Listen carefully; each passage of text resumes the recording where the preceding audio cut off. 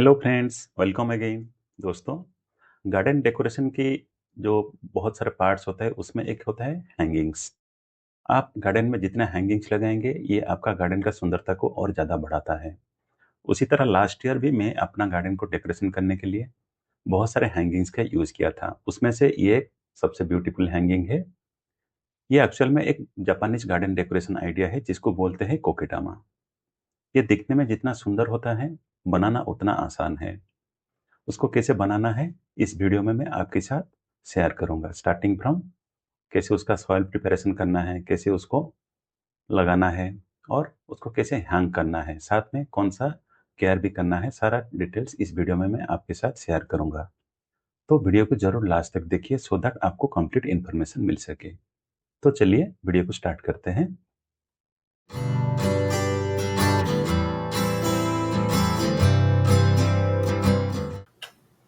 सबसे पहले जानते हैं कोकोडेमा के लिए कैसे सॉइल प्रिपेयर करना है। बाकी प्लांट्स के लिए जैसे हम लाइट और लूज सॉइल का प्रिपरेशन करते हैं, ये कोकोडेमा के लिए हमें क्लेई सॉइल का रिक्वायरमेंट होता है क्योंकि हमें उसको आपस में बाइंड करना है सो दैट ये बॉल शेप में आ जाए। साथ में इसमें मॉइस्चर ज़्यादा देर तक होल्ड करके रहे, इसके लिए हमें उसमें कोकोपीट भी ऐड करना है। अगर आप 80% सॉइल ले रहे हैं तो उसमें 20% कोकोपीट ज़रूर ऐड कीजिए। ये आपका जो बॉल को लाइट बनाता है, साथ में इसमें ज़्यादा देर तक मॉइस्चर को होल्ड करके रख सकता है सो दैट आप एक बार पानी दे दिए तो आपको बहुत दिन तक पानी नहीं देने पर भी कोई प्रॉब्लम नहीं होगा। ये ऐड करने के बाद उसको अच्छी तरह से मिक्स कर दीजिए सो दैट ये एक अच्छा मिक्सचर बन जाए। अगर ज़रूरत पड़े तो उसमें हल्का पानी भी ऐड कीजिए। उतना पानी ऐड कीजिए सो दैट आपका जो सॉइल आपस में बाइंड कर सके और एक शेप में रहे। एक्सेस वाटरिंग करने पर ये चिपचिपा हो जाएगा और आपका जो बॉल फॉर्म करने में आपको दिक्कत होगा।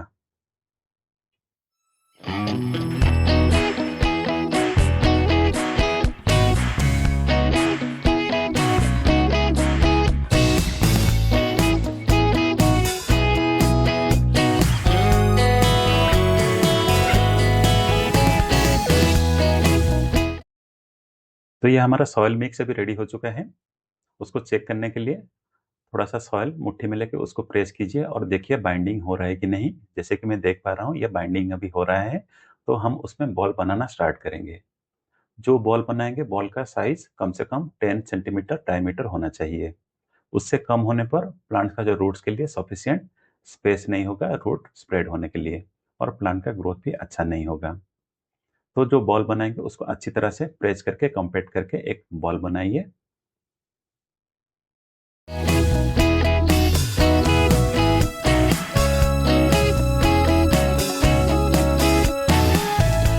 ये बॉल बन जाने के बाद हमें उसको इक्वल 2 हाफ में डिवाइड करना है। जब डिवाइड करेंगे केयरफुली उसको डिवाइड कीजिए सो दैट बॉल का शेप ना बिगड़े। ये अभी डिवाइड हो चुका है। उसके बाद उसका जो सेंटर वाला जो पार्ट है, सेंटर वाला पार्ट को हल्का प्रेस कीजिए सो दैट जो रूट्स के लिए थोड़ा जगह बन जाए। उसी तरह दूसरा वाला जो हाफ है, दूसरे वाला हाफ को भी ऐसे प्रेस करके रूट्स के लिए जगह बनाना है। तो ये दोनों हाफ अभी रेडी हो चुके हैं उसमें प्लांट्स लगाने के लिए। उसके बाद जब प्लांट हम उसमें लगाएंगे उसी तरह का प्लांट सिलेक्शन कीजिए जो प्लांट बहुत हार्डी हो, बहुत कम पानी में वो ज़्यादा देर तक, ज़्यादा लंबी टाइम तक रह सके, उसी टाइप का प्लांट का सिलेक्शन करना है। उसके लिए मैं लिया हूँ वहाँ पे स्नेक प्लांट का ड्वार्फ वैरायटी वाला प्लांट। ये बहुत हार्डी प्लांट रहता है, एक बार पानी देने पर बहुत दिन तक ये विदाउट वाटर भी सर्वाइव कर सकता है। उसका जो रूट रीजन में ये जो एक्सेस रूट्स है उसको थोड़ा हटा दीजिए। जो मिट्टी को हटाने के बाद उसका सेंटर में उसको रखिए। उसके बाद उसको दूसरा हाफ लेके उसके ऊपर रख के उसको प्रेस कर दीजिए सो दैट ये फिर से बॉल शेप में आ जाए। उसके बाद चारों तरफ से जितना भी गैप है, गैप को अच्छी तरह से फिलअप कर दीजिए प्रेस करके, और ये परफेक्ट शेप में आ जाए।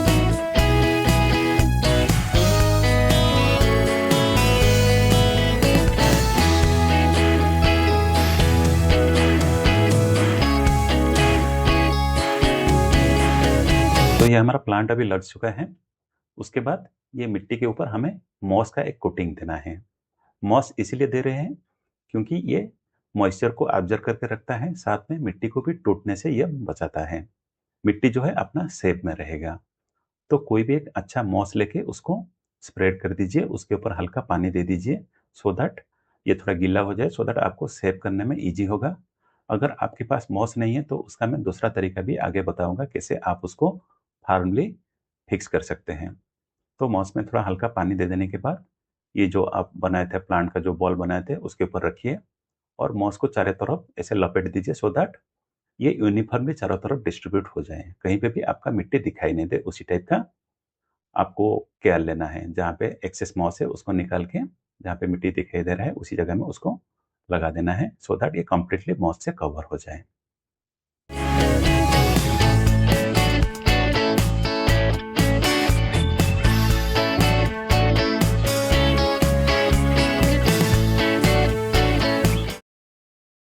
मिट्टी की चारों तरफ मॉस ग्रास लग जाने के बाद हमें उसको फिक्स करना है। उसके लिए मैं एक रस्सी लिया हूँ, आप रस्सी की जगह केबल ले सकते हैं, वायर ले सकते हैं और थ्रेड भी ले सकते हैं। मैं रस्सी इसलिए लिया हूँ क्योंकि ये थोड़ा स्ट्रांग रहता है और ये भी मॉइस्चर को ऑब्जर्व करके रखता है, साथ में ये मॉस का कलर के साथ ये मिक्स हो जाएगा।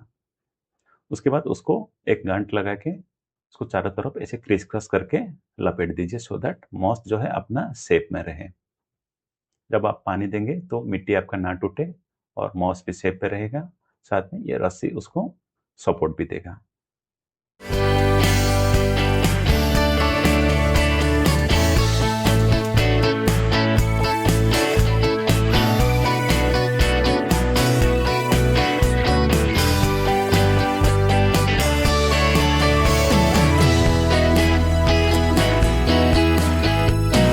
रस्सी को चारों तरफ लपेट देने के बाद उसका जो एंड पार्ट बचता है उसको ऐसे मिट्टी के अंदर घुसा के लॉक कर दीजिए या फिर उसको दूसरे रस्सी के साथ बांध के आप उसको लॉक कर दीजिए सो दैट रस्सी बाद में ना खुल जाए। ये हो गया, आपका कोकोडामा मेकिंग कंप्लीट हो गया। अगर आपके पास मॉस ग्रास नहीं है तो मैं आपको उसका दूसरा तरीका भी बता रहा हूँ कैसे उसको बनाना है।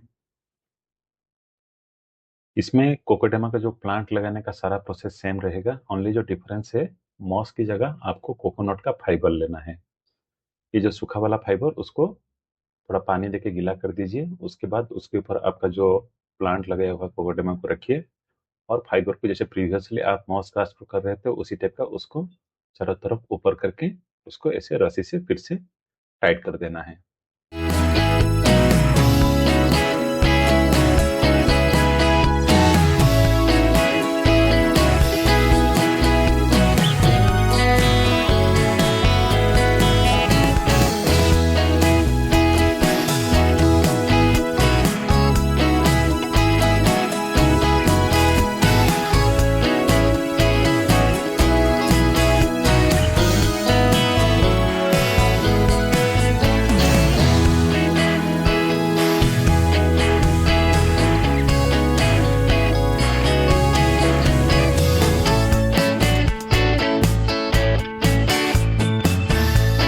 तो ये हमारा कोकोडामा अभी रेडी हो चुका है, उसको अभी हैंगिंग के लिए रेडी करना है।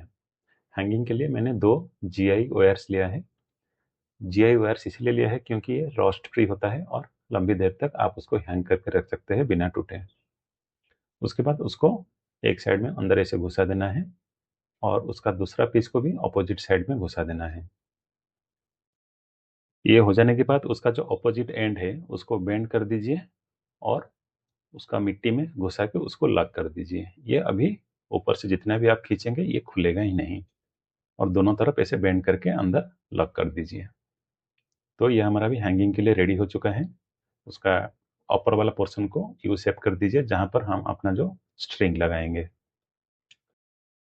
उसके बाद उसको हैंगिंग करने के लिए कोई भी एक अच्छा थ्रेड लीजिए, जैसे मैं यहाँ पे मैक्रेम थ्रेड ले रहा हूँ, ये दिखने में सुंदर है और मजबूत भी है। उसको हल्का गांठ लगा के ये जो बैंड वाला जो यू वाला पोर्शन हम बनाए थे उसके अंदर घुसा के दोनों तरफ उसको हैंगिंग के लिए रेडी कर दीजिए। तो ये हमारा अभी हैंगिंग के लिए ऑलमोस्ट रेडी है।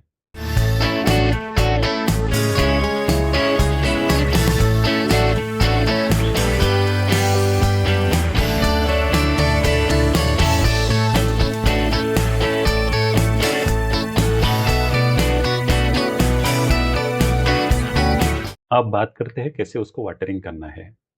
फर्स्ट टाइम जैसे आप उसको बना लिए, उसको वाटरिंग करने के लिए आप एक टब में पानी लीजिए और जितना भी आप कोकोडामा बनाए थे रस्सी रैप करने के बाद उसको उस टब में 2 से 3 घंटे के लिए छोड़ दीजिए। इसमें जितना वाटर उसके लिए रिक्वायरमेंट है, वो ऑब्ज़र्व कर लेगा और उतना वाटर उसके लिए अभी 4 से 5 दिन के लिए सफिशिएंट है। 4 से 5 दिन के लिए आपको अभी पानी देने का कुछ ज़रूरत नहीं। आफ्टर 4 डेज़ आप उसको शावरिंग करके वाटर दे सकते हैं या फिर उसको स्प्रे करके भी वाटर दे सकते हैं। ये बहुत हार्डी प्लांट है, बहुत कम पानी में भी ये सर्वाइव कर जाएगा। तो फाइनली हमारा कोकोडेमा रेडी हो चुका है और हैंग भी हो चुके हैं। देखिए ये कितना सुंदर दिख रहा है। गार्डन में उसका 7 से 8 अगर आप हैंगिंग करके लगाएँगे तो आपका गार्डन बहुत सुंदर दिखेगा। अगर मेंटेनेंस का बात करें तो ये बहुत लो मेंटेनेंस वाला प्लांट है।